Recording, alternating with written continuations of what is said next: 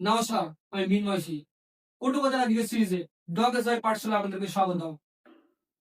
কিছু ভণ্ড দেশপ্রেমীকে আজ গোটা ফেসবুক, ইউটিউব, সোশ্যাল মিডিয়া ছেয়ে গেছে। তারা এসে দাবি করছে বয়কট কলকাতা নাইট রাইডার্স। কেন? কেন রে ভাই? কলকাতায় কেন বয়কট করবি? বয়কট করা হয় বিসিসিআই কে কর। কারণ বিসিসিআই একটা প্রাইভেট কোম্পানি। তারা এতটা বড় প্রাইভেট কোম্পানি হয়ে গেছে যে তারা ভারত সরকারকে ওভারটেক করে গেছে। তারা ভারত সরকারের হাতে বাড়ি চলে গেছে। বিসিসিআই শুধুমাত্র ভারতের সেন্টিমেন্টকে কাজে লাগিয়ে পয়সা ছাড়তে ব্যস্ত। তাদের ক্ষমতা বলতে আর ওদের কিছু নেই। এমনকি তারা ভারতের বিভিন্ন আন্তর্জাতিক বিরোধিতা করাচ্ছে। পাকিস্তানের যে আয়োজিত চ্যাম্পিয়ন্স ট্রফি হলো, সেই চ্যাম্পিয়ন্স ট্রফি ভারত জিতেছে, কিন্তু তার ট্রফি ভারত আনতে পারেনি ঘরে। কেন রে ভাই? তোরা যদি এত বড় ক্ষমতাশালী দল, ক্ষমতা দল হয়ে থাকিস, তোরা খেলে ট্রফি জিতলি, সে ট্রফি তোরা আনতে পারলি না ঘরে।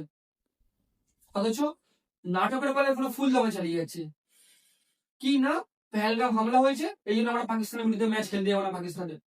অথচ আমরা একটা নিউট্রাল ভাবে ঠিকই খেলবো, খেলবো কিন্তু হাত মেলাবো না, জিতবো কিন্তু তাদের হাত থেকে ট্রফি নেবো না।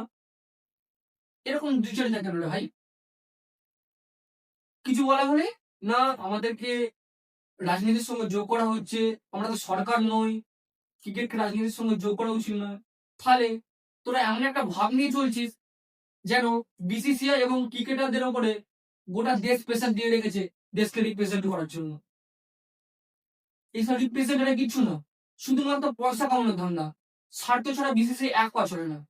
বিসিসিআই থেকে সরকারের বিনিময়ে কোনো লাভ হচ্ছে না।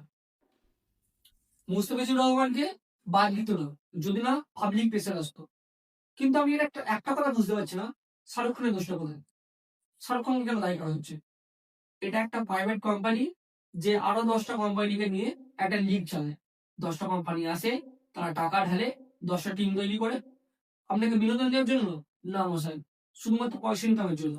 এই কথাটা আপনি এখনো বুঝতে পারছেন না। তাহলে এখানে শাহরুখ খানের দোষটা কোথায় বলুন? আর আমরা এখানে যে চিল্লাচ্ছি boycott KKR, boycott Shahrukh Khan. কেন রে ভাই? যদি ফ্যাক্ট নিয়ে কথা বলতে হয় তাহলে আসুন।